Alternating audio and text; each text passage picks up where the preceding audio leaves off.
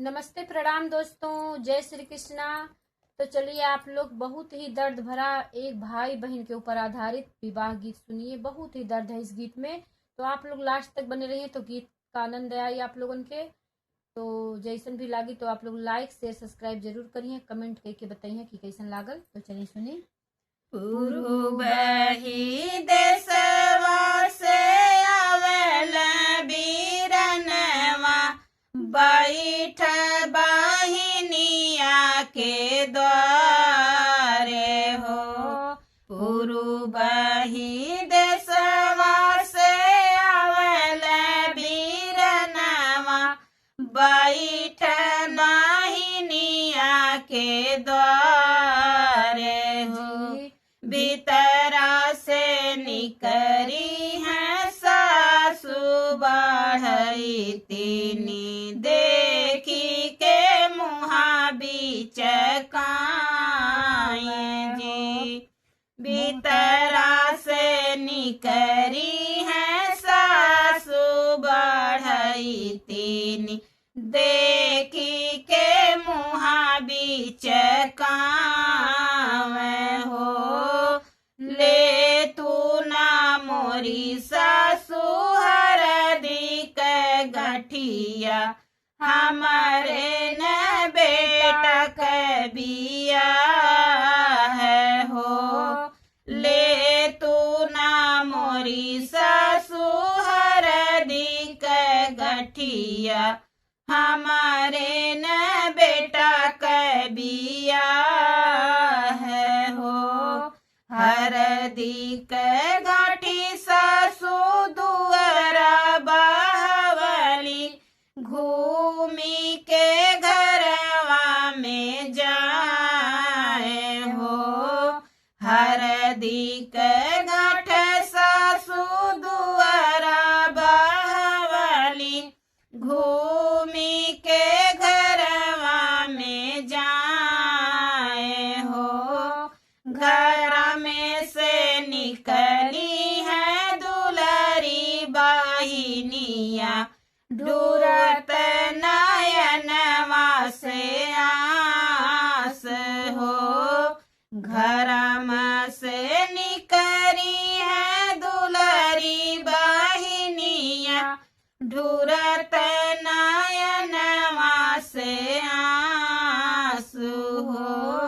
बैठो ना मोरे भैया रतुली पलंगिया, कहा नहीं हरवा के हाल हो। बैठा ना मोरे भैया रतुली पलंगिया, कहा नहीं हरवा के हाल हो। नैहर में बाटे बहनिया चिकुसलिया, तोरे भतीज के बिया है हो। नैहर में बाटे बहनिया चिकुसलिया, तोहरे भतीज के बिया है हो।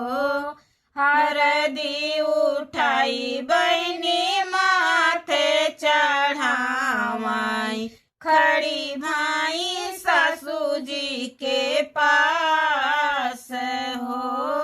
हरदी उठाई बहनी माथे चढ़ावाई, खड़ी भाई सासू जी के पास हो। आसिय कोस से गए मोर बीरनवा, बीरना खातिर भोजन कऊ बनाई हो। आसिय कोस से आए मोर बीरनवा, बीरन खातिर भोजन कऊ बनाई हुई। एतना बचन सुनी सासु बढ़ई तीनी, सुना बहुअरिया रज हमार हो। एतना बचन सुनी सासु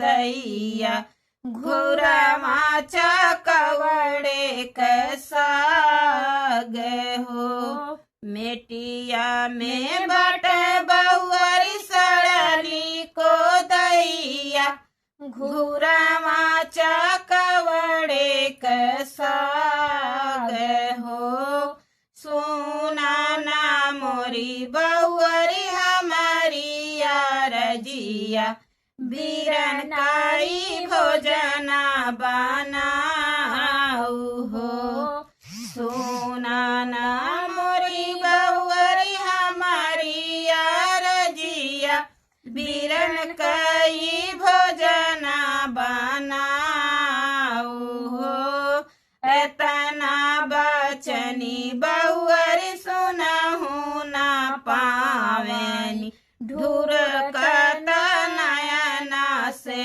आंसू हो एतना बचनी बहुअरी सुनहु ना पावाई ढूर कत नयना से आंसू हो सबही तो खाए सासू पुड़िया मिठैया मोरे बीरना चकौड़े कसाग हो सबही तो खाए सासू पुड़िया मिठैया मोरे बीरना चकौड़े कसाग हो मेटिया में बाटे सासू झिनावा कचौरा मेटिया मासूरिया के दाले हो मेटिया में बाटे सासू झिनावा कचौरा मेटिया मासूरिया के दाल हो सुना ना मोरी सासू हमारी रजिया बीरन काई भोजना बनाई हो सुना ना मोरी सासू हमारी रजिया बीरन काई भोजना बनाई हो खाना जो खाए बैठा सर बहनैया बीरना के ढूरे लाग आस हो खाना जो खाए बैठा सर